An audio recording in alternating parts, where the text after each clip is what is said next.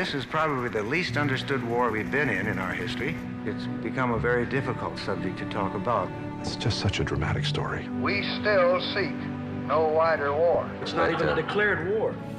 There's no declaration of war. That to me is the most obscene part of the whole thing. There are those that are terribly frustrated because they said we've got to win it, and there are others that said we never should have been in it. The time has come for action. Lots of mistakes were made, and in the end, the American public got fed up with it. I was wondering if he knew that the country would be quite so ripped apart as it has seemed to have been more than I can remember in a long time. It's that America that is captured in the Cavett interviews.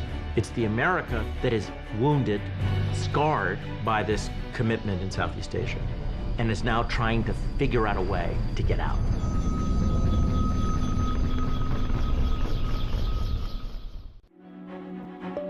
This program was made possible in part by the Corporation for Public Broadcasting and by contributions to your PBS station from viewers like you. Thank you. Ladies and gentlemen, Dick Cavett. I think everybody realizes by now that there's never been anything in our history to parallel the Vietnam War. All the analogies to other wars seem to be inadequate. Between 1968 and 1975, when my show aired on ABC, the Vietnam War was raging in Southeast Asia, and the reaction at home was intense. While I set out to do an entertaining talk show, you could not keep Vietnam out of the conversation. Bob Hope entertained the boys in Vietnam this Christmas. What did you do, Mr. Allen? This past Christmas, I tried to entertain our deserters in Canada.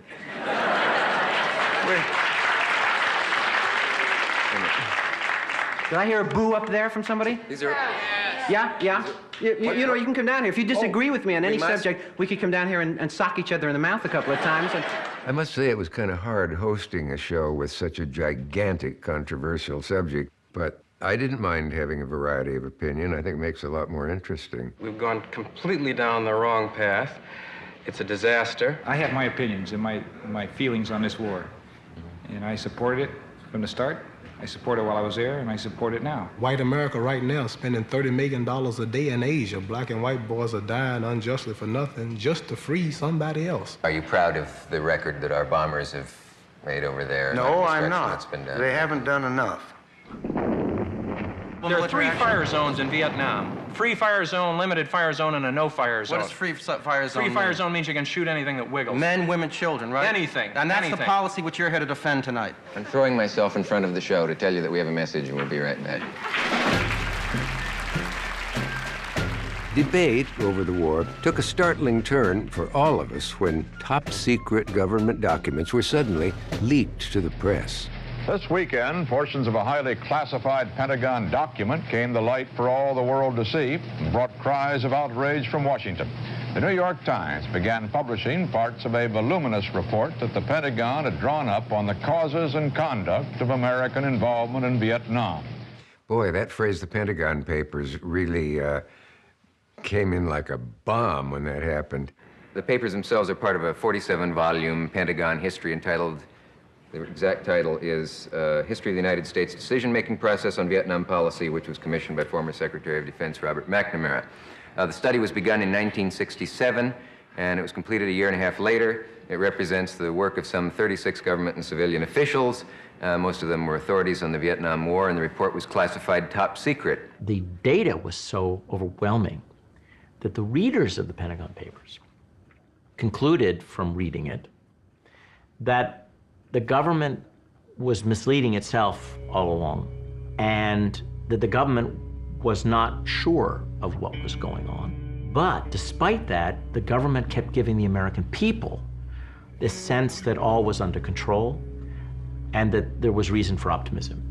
We will stand in Vietnam. Until I got into college, I don't think I ever read an editorial. I was about as ignorant as you could get of world affairs. And then I heard I hear it in almost Lyndon Johnson's accent. Vietnam began to come into currency.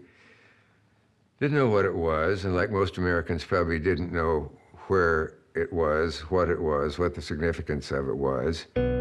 The leak of the Pentagon Papers forced Americans, including me, to look at our involvement in Vietnam in a completely new way. Most of us associate the war with the 1960s and 70s. In point of fact, as they say, it began with a bit of cloak and dagger at the end of the Second World War. Prior to World War II, Vietnam had been a French colony. After the war, Vietnamese patriots, led by Communist leader Ho Chi Minh, declared their independence and began an insurgency to drive out the hated French. In September 1945, Major Peter Dewey, an American working for the OSS, the forerunner to the CIA, arrived in an area of Vietnam known as Cochin China to assess the situation. I think Dewey's an absolutely fascinating figure. Here's somebody who has a Yale degree, who was fluent in French.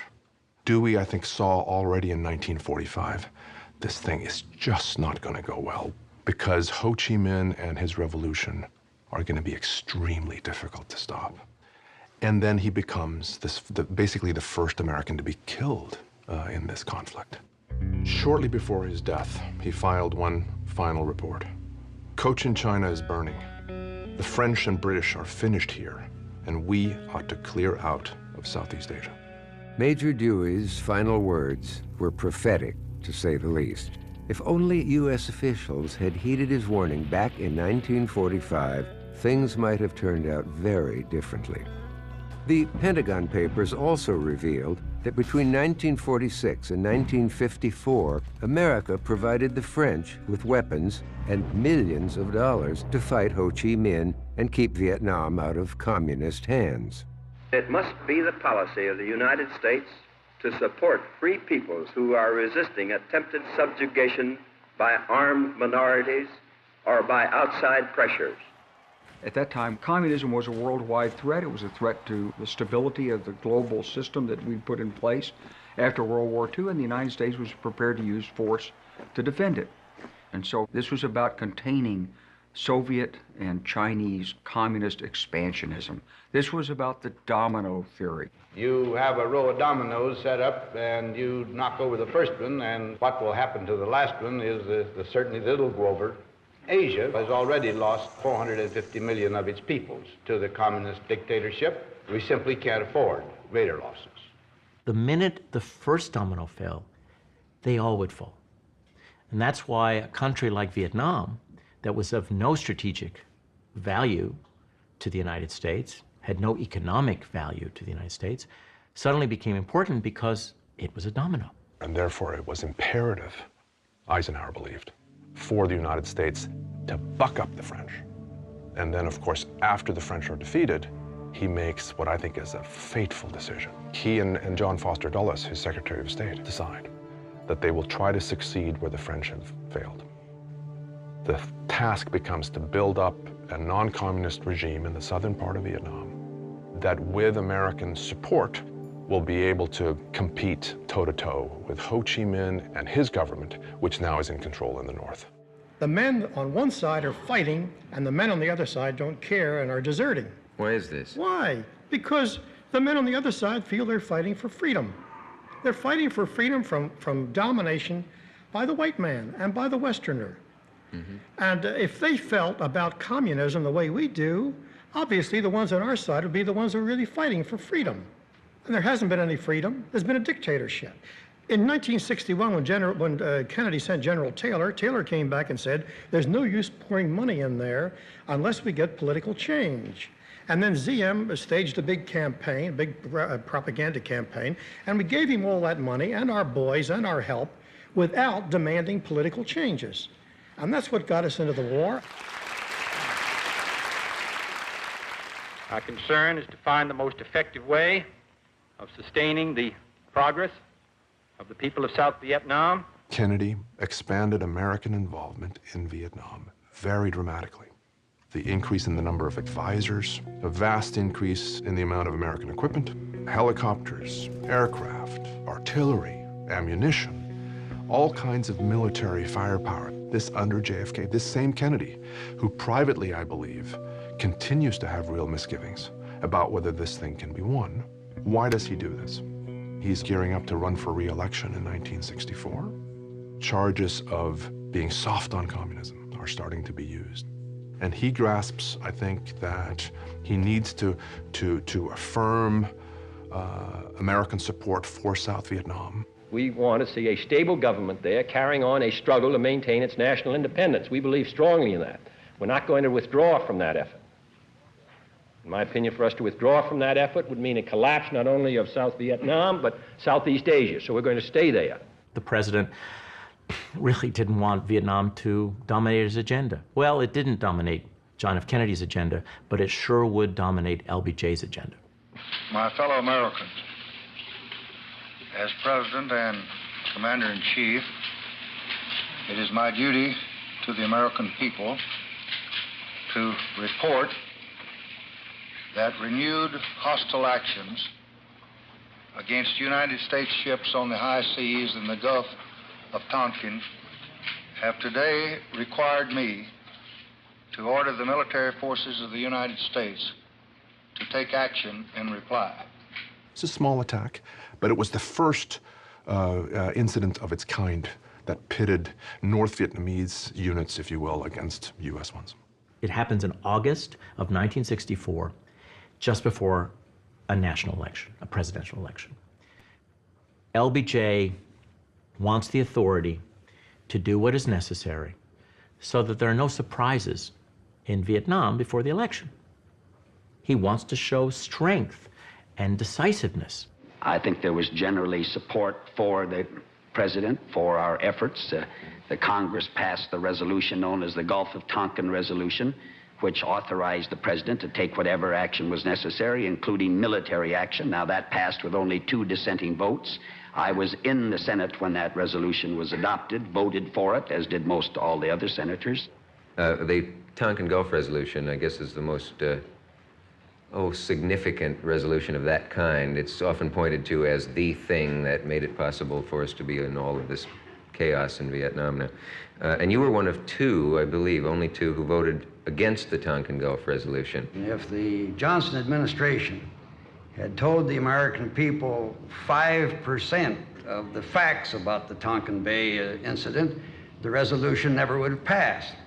And I think the second thing I want to stress in my conversation with you is watch out for the development of government by secrecy and executive supremacy. You had it manifested in the Tonkin Bay Resolution. You just were not told the facts about America's aggression in Tonkin Bay. Wayne Morse is probably, if you can really define a great man, and oh, don't we need some,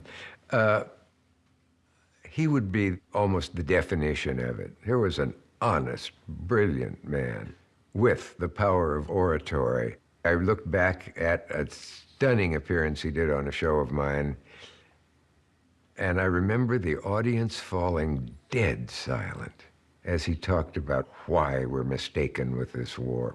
We're a very proud people, and it's good that we're proud. But we can't run away from the facts just because we may have a false sense of pride.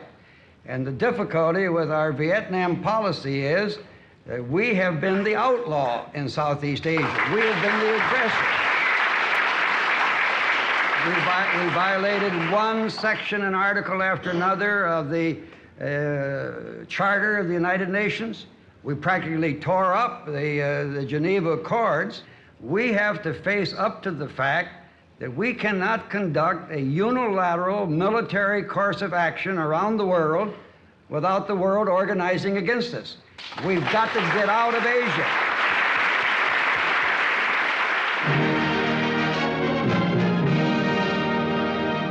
Arriving to make known his new decisions on Vietnam, President Johnson explains his actions in these historic words. I have asked the commanding general, General Westmoreland, what more he needs to meet this mounting aggression.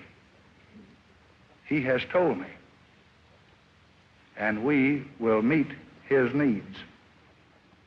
LBJ had private doubts about the war in Vietnam. His doubts came from the fact that the U.S. military would ask for a little bit and say, it'll be enough, and then it turned out not to be enough. Unfortunately, he wasn't in the right political environment to say, you know, maybe it's time for us to rethink containment.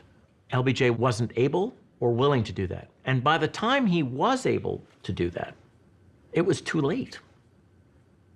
He had put in 500,000 troops. How is it and why is it that they proceed to do this, given what they themselves can see privately are the problems and the difficulties? Hello? Secretary McNamara on 9-1. It's going to be difficult for us to prosecute effectively a war that far away from home with the divisions we have here, and particularly the potential divisions. And I'm very depressed about it because I see no program from either defense or state that gives me much hope of doing anything except just praying and gasping and hope they'll quit. I don't believe they're ever going to quit, and I don't think we can get out of there with our treaty like it is and with what all we've said, and I think it'll just lose us face in the world. This is our situation. We cannot win with our existing commitment. We must increase it if we're going to win in this limited way we define win. It requires additional troops. I don't know that you want to go that far, and I'm not pressing you to. It's my judgment you should, but my judgment may be in error here.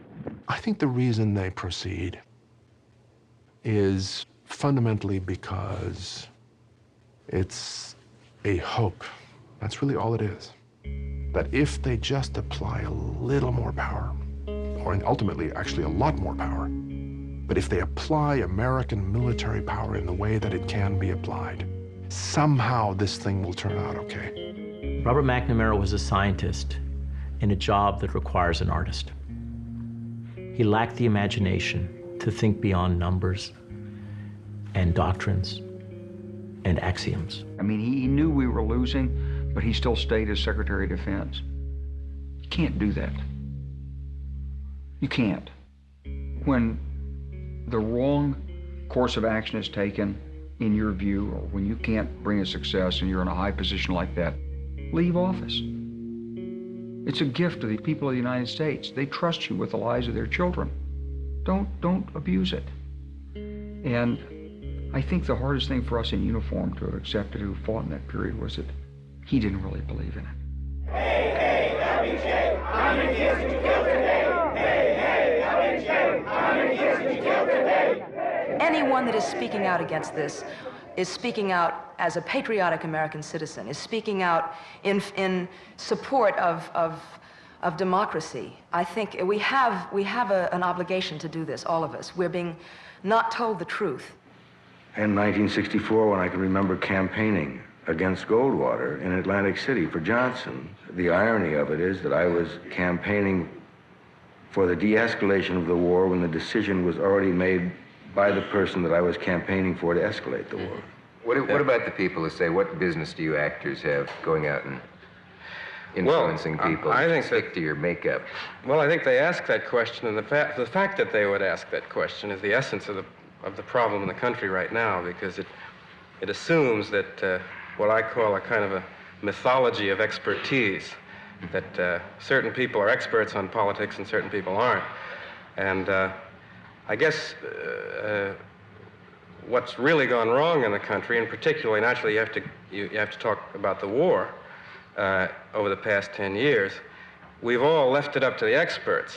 We all left it up to McNamara or to Johnson or whatever.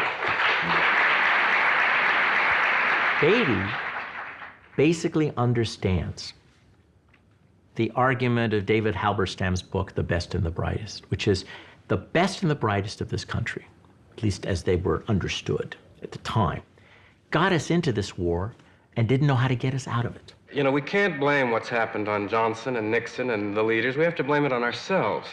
We weren't, I don't know about you, in 1963, I wasn't objecting to the war. I was busy trying to be a movie star and this and that. So I think we're all at fault in the country, and that I think the problem now in the country is an indifference. And I think that indifference is a result of the fact that we have been lied to by our leaders for 8 years, and we've lied to each other.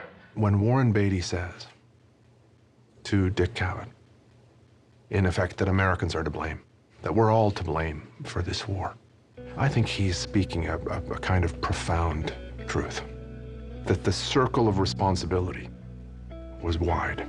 Congress is not asking tough questions. It's in part about the press failing to really hold the administration accountable. And finally, and I think this is what Warren Beatty was getting at, in terms of those critical early years when Vietnam is made into a large-scale American war, the American public is not willing to really say, look, why do we need to send American ground troops to this effort? And for all of our adult lives, we've been told, well, those people know things, and if you knew what the president knew, then you wouldn't be saying what you're saying. Well, we finally found out that we were right. Our instincts were right. We shouldn't have been killing those people. We shouldn't have been bombing those people. And it's up to people like you and me and the rest of us to say what we think and not be ashamed of what we think and not defer to experts. There are no experts, I think, when you're talking about questions of compassion and humanity. Sorry. All right. Now, I'm not defending everything that was done in Vietnam. Don't misunderstand me. But I think the strategic equation was we believed we had a mission to stabilize the world. We were in favor of freedom and democracy and peace. They were in favor of communism, atheism, and war. If you put it in that context, the lines are pretty clear. And I think it wasn't just those of us at West Point. I think the majority of Americans saw it that way in 63, 64, 65. And it wasn't until really after the summer and fall of 1966 that opinion began to change. You know, I've tried to think back over how it happened that little by little I became concerned to the point where I wanted to take a direct political and emotional stand in certain issues. It started, I guess, about 4 years ago. I was living in France. And stories started coming in, as they do, easier in France than they do in America, about what's been going on in Vietnam. And, you know, I found it very difficult to believe. And I said to my French friends, if the Marines and our government are doing these things, they must be okay. I mean, we're Americans, so they must be okay. Then I started finding out more things. I started seeing film. I started hearing GIs talk. And I began to realize that maybe they weren't okay. And that maybe, as Americans, we are just as capable of atrocities, of mistakes, as all the other people in the world. We're no better, but we're no worse. And it's important for people to realize that just because the system says something is right, that it's right, maybe it's wrong. Well, once you face that, you have to start re-examining a lot of things. Many of us are old enough to remember the arrival of the phrase the anti-war movement, and it was colorful, spectacular, upset people. People said the anti-war movement's just a bunch of smelly hippies and they can't tell the boys from the girls because their hair's too long, all that sort of stuff. But it also had some very effective victories and it became a vast movement. The anti-war movement was my generation. I was wearing a uniform. I was married and, you know, I was getting ready to go to Vietnam. I looked at them with respect, but I don't think they really understood the total context of what we were trying to do over there. It forces a lot of Americans to look inside and ask themselves, what does it mean to be patriotic? And they didn't have the same answer. Parents and kids disagreed with each other. Grandparents and parents disagreed with each other. Kitchen table conversations around the country became heated. And there was a national divide. If you were to compile a short list of absolutely key moments in the Vietnam War, you would have to include Walter Cronkite's extraordinary broadcast in the wake of the Tet Offensive. That surprise attack by the communists caused the CBS anchor to do something he had never done before: step outside his role of impartial newsman and deliver an editorial. For it seems now more certain than ever that the bloody experience of Vietnam is to end in a stalemate. This summer's almost certain standoff will either end in real give and take negotiations or terrible escalation. And for every means we have to escalate, the enemy can match us. And that applies to invasion of the North, the use of nuclear weapons, or the mere commitment of 100 or 200 or 300,000 more American troops to the battle. And with each escalation, the world comes closer to the brink of cosmic disaster. I mean, Walter Cronkite in Vietnam is a guy who In 1965, is sort of on the team, goes out to Vietnam, does sort of good guy, you know, G.I. Joe interview, soldier, where are you from? Do you like it out here, soldier? No, Mr. Cronkite, but I feel we kind of got to do the job out here. That's all right, soldier. What's your hometown? And then, of course, later, Walter is the guy who goes out at Tet and declares the war over. It's the first time in American history that a war has been declared over by an anchorman. That was a huge impact when Walter Cronkite, the most trusted man in America, couldn't apparently take it any longer and said, well, you know, I'm going to have to... When he went out there and did that Tet reporting, it had a powerful effect on Lyndon Johnson, who didn't like most television reporters, but liked Walter. You know, thought Walter cared about his country, in the phrase of Lyndon, you know. Yeah. And in addition, you know, if Walter, you know, he knew that if he'd lost, he said, if I've lost Walter Cronkite, I've lost Mr. and Mrs. Average American. He also believed a little bit, you know, he never believed the negative reporting that people like me were doing from there, but he believed that if Walter Cronkite was reporting negatively, then there had to be something to it.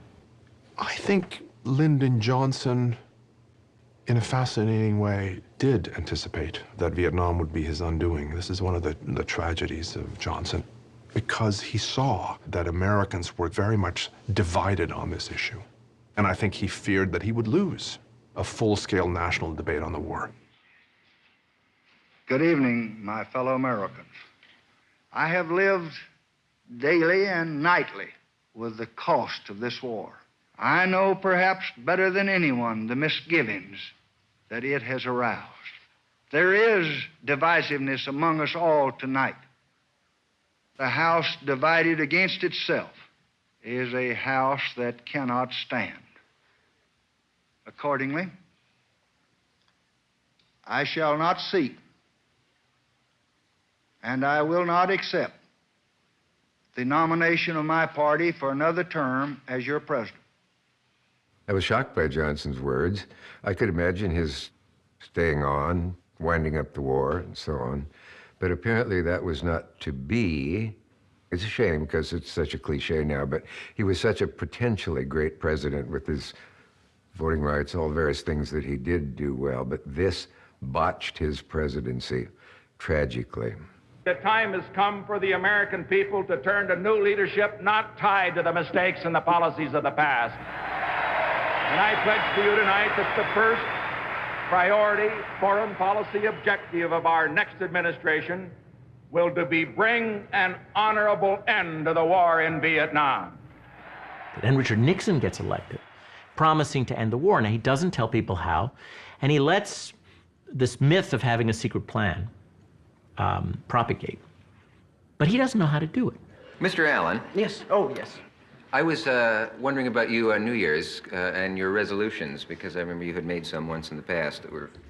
New Year's resolutions for this year? Do you go in for that?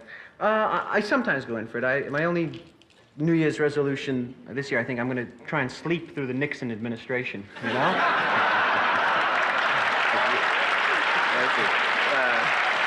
Let me, will you welcome one of the greatest exports ever to come out of San Francisco, the great Jefferson airplane. Now, from the White House, here is the President. Since I took office 4 months ago, nothing has taken so much of my time and energy as the search for a way to bring lasting peace to Vietnam. I know that some believe that I should have ended the war immediately after the inauguration by simply ordering our forces home from Vietnam. This would have been an easy thing to do. It might have been a popular thing to do. But I would have betrayed my solemn responsibility as President of the United States if I had done so. Look what's happening out the street, got a revolution. Hey, I'm dancing down the street, got a revolution.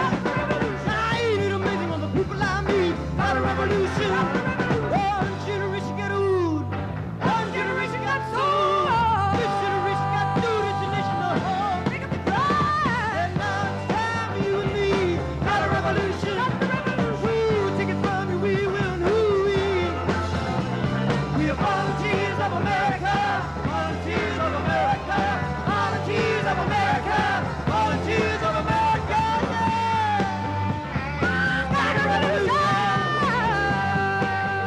Richard Nixon, that great war ender, implemented a policy of withdrawing troops even as he escalated bombing raids to scare the North Vietnamese into negotiating on our terms.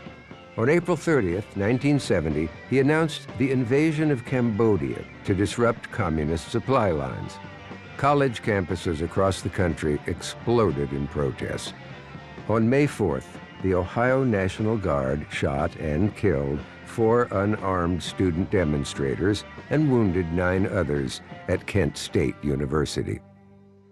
I do sit here night after night and not give my opinion at times when I would like to, because it does bore somewhat, and it is more interesting to see what the guests have to say, I think. But it seems to me that when you equate, as he did, at least in the public's mind, the war over there, where soldiers are shooting at enemy soldiers, with our other enemies of America on the campus, that a terribly unfortunate equation has been made there, which in some minds that are unable to make distinctions can result in shooting of soldiers by other soldiers, enemy, and shooting by National Guard people of teenage girls and young men, and I just think it's terrible.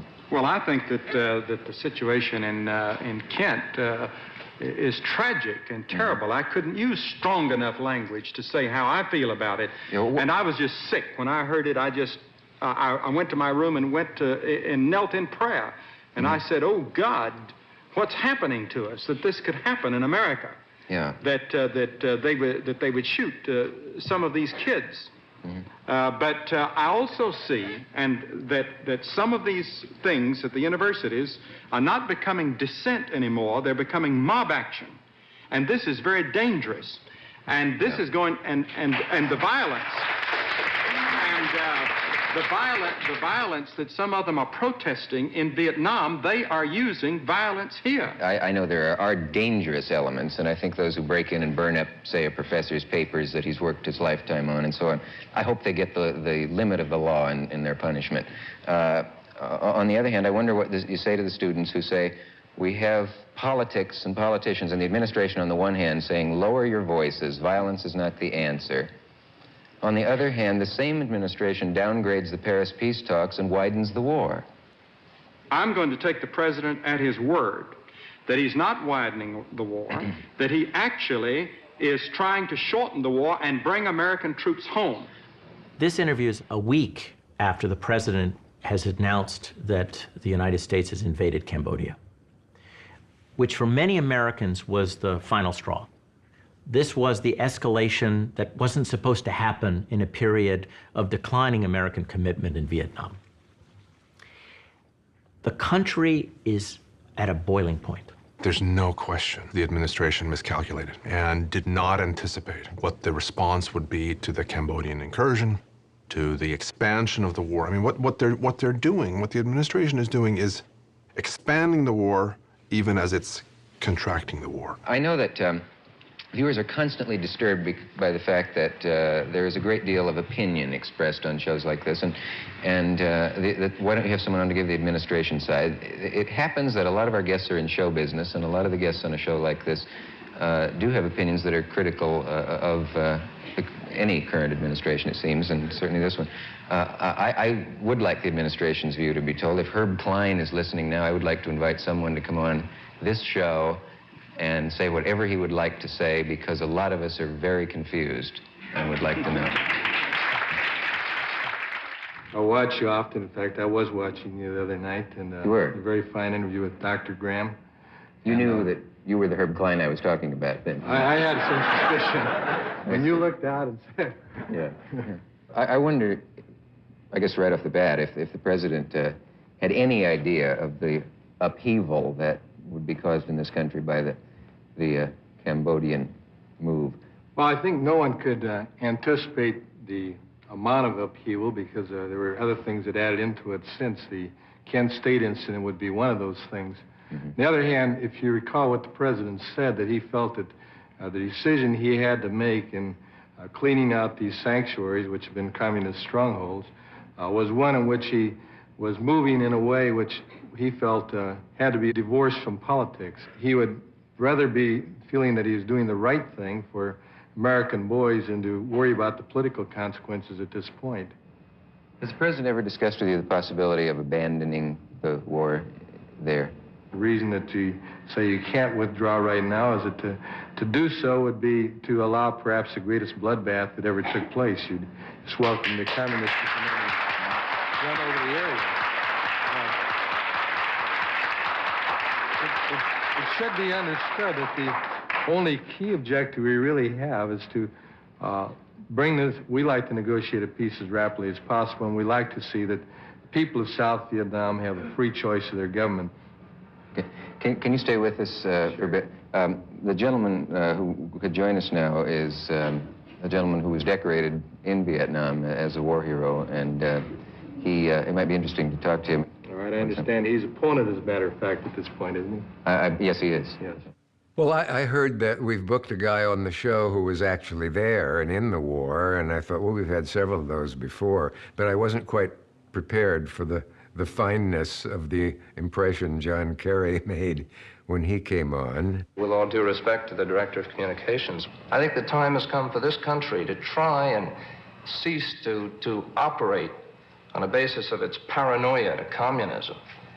And quite frankly, when I was in Vietnam, I have to say to you that I just could never feel that I was there fighting to save that country, to make it safe for democracy. The only feeling you could have was that you were like the German, that you were there occupying another country. And really this feeling of imperialism is one that actually does pervade much of the world now when they look at the United States of America.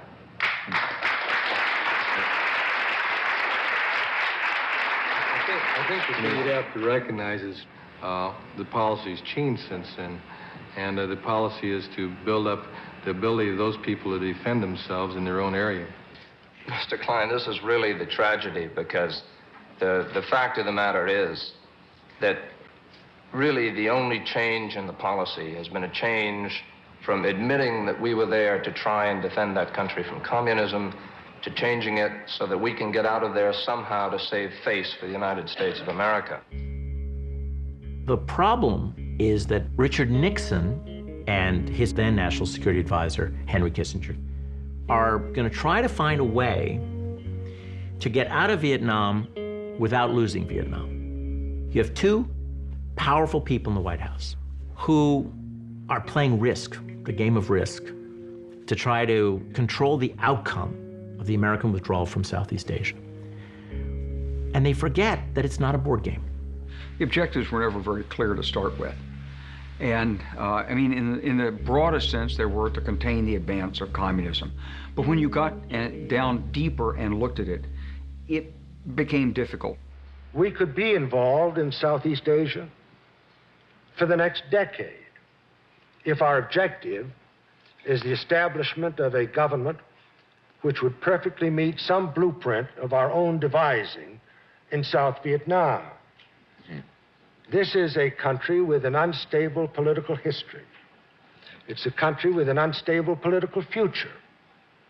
There are divisions in that country that are not going to be healed by anything that we do. At some point, these people are going to have to settle their own political future without our interference. In 1967, Secretary of Defense McNamara assigned his officials to write a top-secret history of how we got into Vietnam. Composed over 2 years, it was 7,000 pages in length, full of secret documents. Well, one copy has been leaked to the New York Times, which yesterday began publishing a digest of it. And now we return to the bombshell that was the Pentagon Papers. The reaction of the president and his cronies was strange. Well, there were many strange things going on in the Nixon White House. This was just one of them. Hello. Mr. President, I have Dr. Kissinger calling you. Okay. Thank you. Haig was very disturbed by that New York Times thing.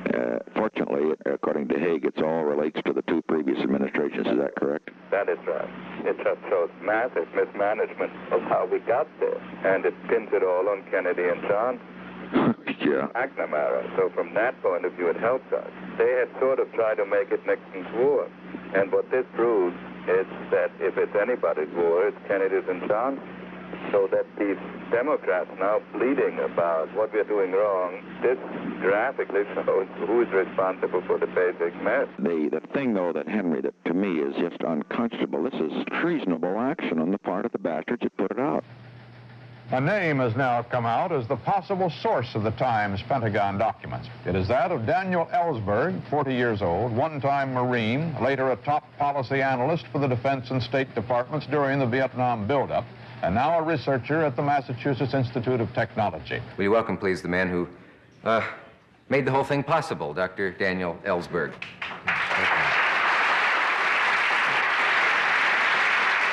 Ellsberg himself has turned against the war and is feeling that this thing has to be ended. What can I do as somebody who was supportive of the war effort, who understood what was happening and turned against it? What can I now do to somehow help bring this thing to an end? I think that the very revelation of the papers strikes at the system of secrecy, which has in fact been essential to perpetuating this particular policy. It's a policy that I think no president has felt confident he could afford to expose to the public in a frank way and get public support. Could I ask you a kind of broad question then of going back a bit about when does the public have the biggest gripe coming about being knowingly deceived? That's very hard to answer.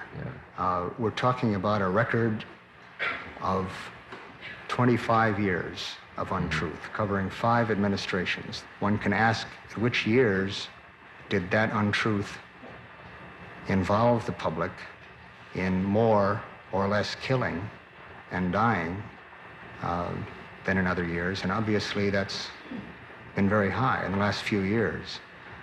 I think they have a gripe going back to the Truman administration, though, when it comes to Truman's involvement of this country in the support of what the administration clearly recognized internally as American involvement in a French attempt to reestablish its colonial rule over Indochina. Yeah. No one wants responsibility for losing a war or for failing, as we have brought failure on ourselves in Indochina. No newspaperman, no congressman, no president, no member of the public. And that fear of responsibility has kept people who had the power to get us out from using that power as they should have, I think. The reaction to Ellsberg was from one extreme to the other. Guests were divided on it too. My friend, as he became Barry Goldwater, was radically opposed to the release, and he was hardly alone. A man like Ellsberg, well, what kind of a man do you think he is? Well, I'd compare him to Benedict Arnold. Really? Well, it's against the law to take top secret material. That's as plain as that. It's like saying you can't drive 100 miles an hour down Broadway, but you do it. Now, you know you're violating the law when you do it, but in a case like Ellsberg, or whatever his name is, deliberately taking what he knew to be top secret materials, I don't care what his motivation was. I'm certain it wasn't money, and I have to, if he wants to keep saying that he was motivated patriotically, I'd have to question his idea of what patriotism is. Oh, I had people write in and say, it's obvious you're a commie on the one hand, and people writing in saying, I'm glad you agree with me and other right-wingers, believe it or not. My favorite piece of hate mail is from Waco, Texas, a prominent capital of hate mail, I learned. I remembered accurately. My secretary tried to hide it from me. Dear Dick Cavett, you little sawed-off faggot communist shrimp. And there was a return address, and I wrote back, I'm not sawed off. It's a strange feeling I got yesterday when looking at the front page of the New York Times and saw Johnson and Nixon walking towards the library.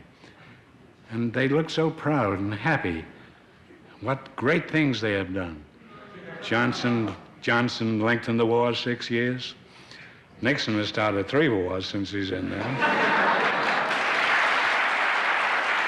You still, at one point you had stopped reading the papers, you said. It was just, there was too much bad news. I don't read the news at night when I go to bed, because it's just a remake of what's been going on all day. Now, I want to hear it over again. Yeah. You know, and they show you a battlefield, and there are boys laying there dead and injured. And I don't want to see that when I go to bed at night. I have enough problems going to bed without that. Now we're finding that one of the terrible ironies of this war is that if it's maybe the only thing worse than having to go to war is, in this case, to come home from it. After looking forward to the glorious day when they get back home, a lot of the veterans have found that things turn pretty sour very fast for them. They've described themselves as confused and disoriented and unable to adjust, and strangers to their friends and to their parents, uncomfortable among their old friends, unemployed, treated as undesirables in many cases. They've said, some of them, that they've gotten heroes' welcomes that nauseated them because they didn't feel like heroes, and confusion, on the other hand, at people who called them murderers and didn't want them around. We're not sure what will happen tonight. We're not here to prove anything. We're not here to debate the rightness or the wrongness of the war. That's been done everywhere, as you know. But we're going to talk to 4 guys who've been there. If we come up with any kind of common denominator, maybe that's all to the good. I don't know what will happen tonight. I know they don't all agree with each other. When you went over, you felt you were and we were and you were going to help. Right. When I went over there, I was over there December 13, 67. I came back January 30th, 69. I was one of the lucky ones to be there for the big show, 68, the Tet Offensive, where a lot of people got rubbed out, you know. And I say this, you know, okay, you send all this money over there, the troops.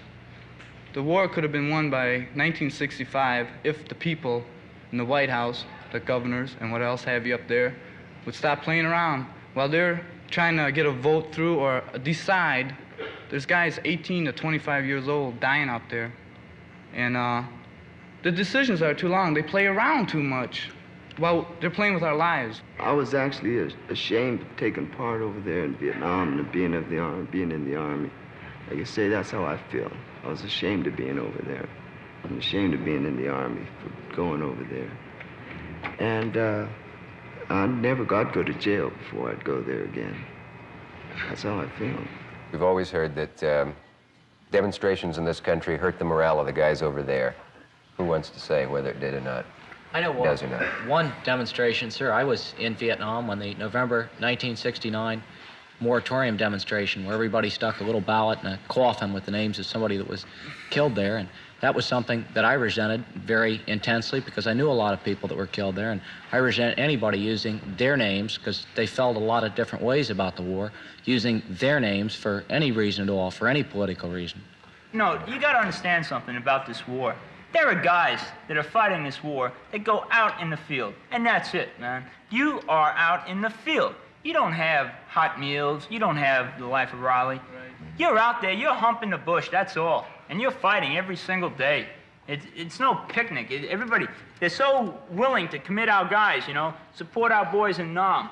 That can be taken 2 ways. Support our boys in Nam, as President Nixon would say, you know, keep them over there and wave the flag for what they're doing. But the guys over there, when they hear support our boys, that means one thing. At least it did with the Marines I was with. Bring me home. And if we think that when the last troops are out of Vietnam, that the war is really over, it really isn't. It's going to live in the hearts and minds of the people who've been there for the rest of their lives. It's going to affect their children. It's going to affect our entire culture and our society. There's a legacy from this war. There have been legacies from other wars, but this is a very special legacy. Oh, beautiful four-station skies. In 1982, I was at the opening day of the Vietnam Veterans Memorial. I was in uniform as an Army Lieutenant Colonel. I'd finished my battalion command. I was wearing my Purple Heart. It had been 12 and a half years since I'd been shot. I was basically over my wounds. And I looked, and there were all these people in They were wearing grubby jungle fatigues and old field jackets, and they had first cav patches on them and FTA and long hair, and they were out there too. I didn't understand it. I didn't understand it. Those were our people that were damaged by the war. They were the ones that didn't have the support system, the mentoring, the supportive family, the career opportunities, the sense of purpose that I carried to it. They were just there because the country asked them to be there. And there was a terrible impact. I have asked for this radio and television time tonight for the purpose of announcing that we today have concluded an agreement to end the war and bring peace with honor in Vietnam and in Southeast Asia. The Vietnam War officially ended in January of 1973. National Security Advisor Henry Kissinger and his Vietnamese counterparts from the North and South signed peace accords in Paris. However, the North Vietnamese broke the ceasefire almost immediately. Fighting continued until 1975, when the North finally conquered the South and reunited the country under communist rule. Suppose a parent of someone killed in the Vietnam War said to you, Mr. Kissinger, tell me one reason, since politics deals in results, tell me one result that we have of that makes it worth the death of my son. Well, of course, you have to remember when we came into office, 32,000 had already been killed. True. And when we were in office, to be sure, 14,000 more were killed. However, 9,000 of those in the first year, where no matter what we did, would not have been able to change the situation. So what we attempted to do is to extricate the United States from this war without at the same time creating such a crisis of confidence in the United States.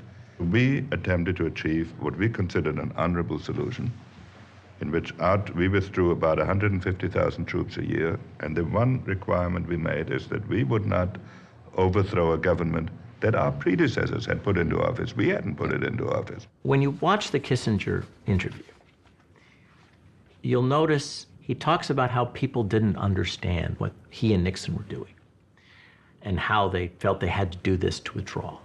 And Kissinger in this interview with Cavett doesn't seem to show any emotional intelligence about the consequences of his strategic thinking. Can't you just about give a yes-no answer to the Vietnam War was not worth it? You have to ask yourself when, at what point. I go back to 65, was it worth it to put 550,000 troops into Vietnam?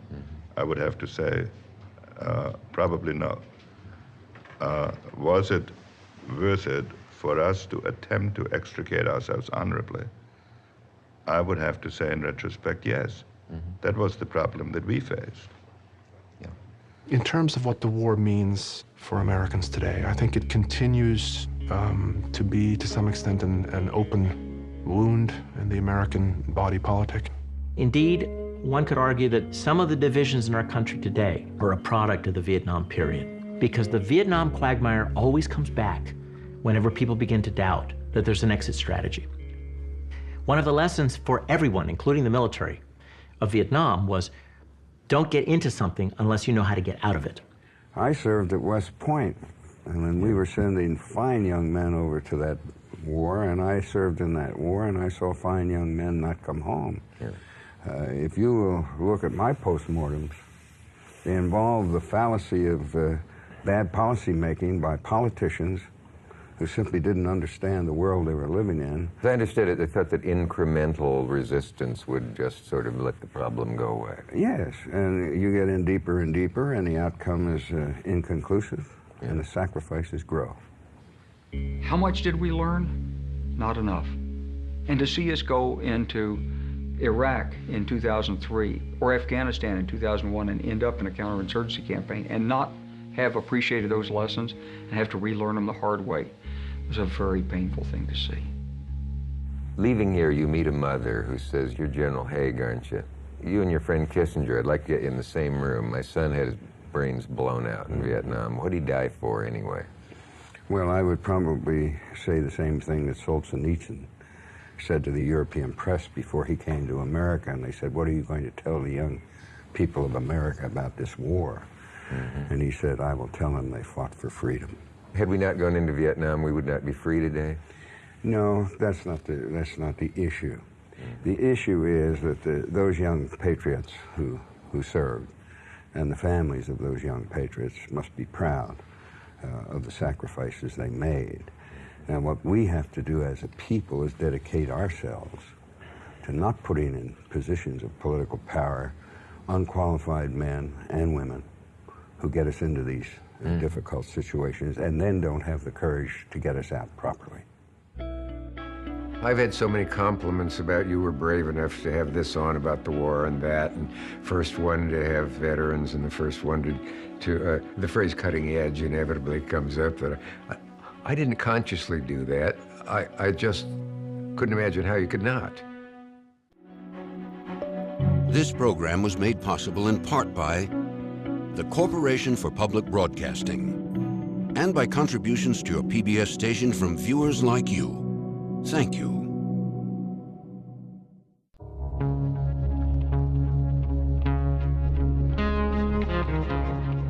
To find out more about this program and watch streaming video, visit pbs.org. This program is available on DVD. To order, visit shoppbs.org or call 1-800-PLAY-PBS.